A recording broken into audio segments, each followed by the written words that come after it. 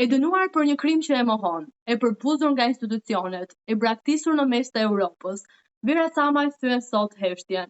Në një intervistë të sinqertë për neve do të rrëfej sot burgun, dhunën, fëmijët, komunikimin tronditës me kryeministrin Edi Rama dhe betejën për të mbrojtur emrin e familjes.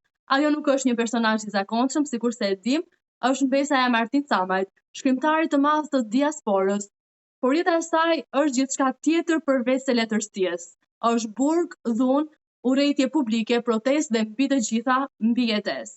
Zonja Vera, ju jeni prezantuar shpeshherë si mbesa e shkrimtarit të famshëm Martin Camaj, por kush është në të vërtetë Vera Camaj përpost këtij mbiemri që ju mbarsni? Jena të përshëndes dhe faleminderit për ftesën. Me të vërtetë jam mbesa Martin Camajt e jam krenar për emrin si maj. Edhe do ta muaj deri në vdekje. Çdo gjë që ka nisur jetën time ka qenë një film me luftë, por kur njëri mu dorëzu nuk ban kurrë. Se po dorëzove i e humun. Çdo gjë që ka qenë thjesht një masakër, një shpifje, një trillim nga shumë kush, por kur vin funin nga askush nuk mani për askënd në këtë botë. Patjetër, do qëndrojmë dhe te kjo pjesa.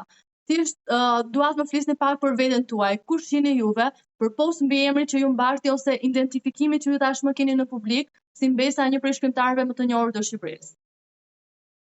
Unë jam Vera Camaj, jam nën 2 fëmijësh, jam e martume, e dhonume, e divorcume, me shpifjet njerëzve si kur e kanë pas zakon gjithmonë, si kur ja kanë bëha sistem me shpifje, janë mundu me shpifje dhe onë të vetë, po kur nuk e hanë hudrën, nuk dven era hudrë kur.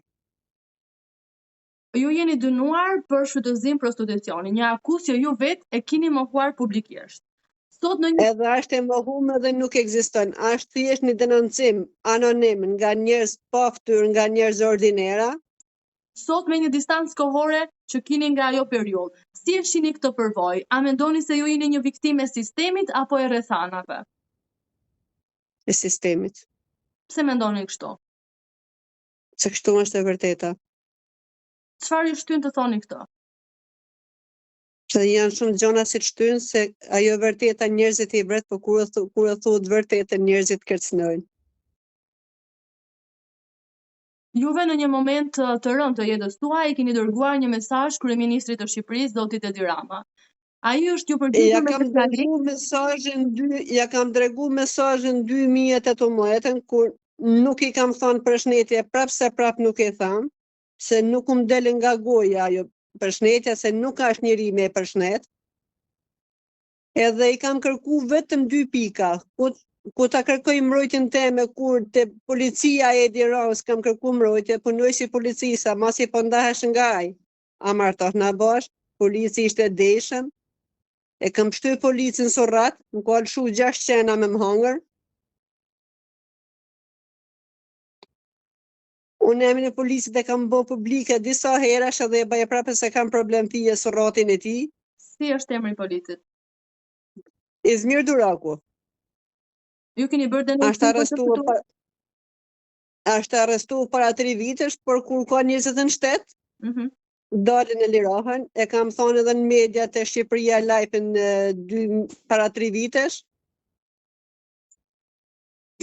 Edhe njëri qaflet e ma përsi për vetë, se me shpif nuk lejon kërkush, me tridhur nuk lejon kërkush, por fjala vërteta i vret njerëzit për çdo vend.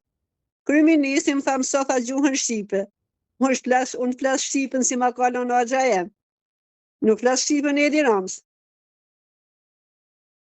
Këtë fjalë të kryeministrit ju e keni konsideruar diçka fyese. Çfarë keni kuptuar ju për përgjigje e kryeministrit dhe çfarë i thoni sot ju kryeministrit Edi Rama si qytetari dhe si nën? Unë i tham kryeministrit ai me përgjigjen si kollon Edi Rama nuk ka dhimbje për nën, nuk ka dhimbje për femën, nuk ka dhimbje për motër, nuk ka dhimbje për kërkën, se Edi Rama është antifeminist. Po ashtu ju keni rrëfyer se gjatë kohës që keni qenë në burg, keni tentuar disa herë të bëni vetvrasje për shkak të mungesës që ju kishit për të kontaktuar fëmijët tuaj. Si keni mbijetuar ju emocionalisht? Çfarë ju mbajti gjallë që ta kaloni këtë sfidë? E majtë në gjallë se kur je pa fajshëm me thu vjet dita dhe prapse përzemërsisht falenderoj Ylli Manjanin. E kam falenderu dhe e falenderoj deri në vdekje, është i vetmi njerëz i ka kënë drejtësisë edhe sot i përket shtetit ton, por drejtësia tëna nuk ec. Po punove drejt, e punove pastër, shteti shkel edhe shkarkon nga puna. Mund të ndani me neve, nëse mundeni, një nga situatat më të vështira që ju mund të keni hasur gjatë kësaj periudhe që keni qenë në ambientet e burgut? Aty nuk kam pas asë një vështirësi se stafi aty kanë qenë shumë të mirë, shumë të komunikueshëm, shumë të edukueshëm, shumë të sjellshëm, nuk kam edhe mi tëna a keni drejtoresht e cila quhet Gjoj Jakaj. Ajo ka kënë jo drejtoresht, po ka kënë një princesh, ka kënë një angel, për shumë kanë. Edhe kur e shef se je pa fajshëm, ajo të ndihmon me zgjedh drejtën tonë deri në fund. Çfarë ju jepte suport gjatë kësaj periudhe? Çfarë ishte ajo gjë që ju mbante gjallë dhe ju shtynte të luftonit akoma dhe më shumë? Normal se janë fëmija dhe i kur je pa fajshme thu hajde ta xjerrit drejtën teme, ti shkoj deri në fund, hajde të marr hak të ai si ta ka bën. Gjatë pas daljes nga burgu, ju jeni përballur me dhunë nga ish-bashkëshorti juaj dhe mungesë të theksuar nga institucionet shqiptare. Në këtë Shqipëri dhunën nga ish-bashkëshorti e kam pas prasë me dalë se kur kam dalë mrapa s'kam pas kontakte me ta dhe nuk më intereson më. Fëmijin i kam krah edhe i du fort edhe më donë fort e bojnë dy. Për sa i përket kërcënimeve tjera, janë kërcënime si më lanë 72 orë jetë, por prapse nuk kam frikë, nuk dorëzohem. Në këtë Shqipëri të rilindur, si u ndjet ju si një grua e vetme që kërkon të jetojë e qetë me fëmijët e saj? Ajo nuk ekziston, nuk ka Shqipëri, Shqipëria është bën mozi se sa me kënë Kolumbi. Keni hasur vështirësi pas daljes nga burgu, si jeni përshtatur me shoqërinë, me të afërmit tuaj, si ka qenë qasja e tyre ndaj juaj? Nuk kam pa për buzë se kur dola në media thash të vërtetën si sa vërteta, çdo gjë ka shku në vend vet. Po nuk dola, po mos kisha dalë në media me thonë të vërtetën ashtu siç është, mos kisha pas drejtoreshën e burgut me thonë të vërtetën ashtu siç është, normal se ka kënë një urrëtie. Si është të jesh e pastre në një vend të huaj, me një emër të mballni super kur jeni dhe ju, po pa asnjë mbrojtje reale?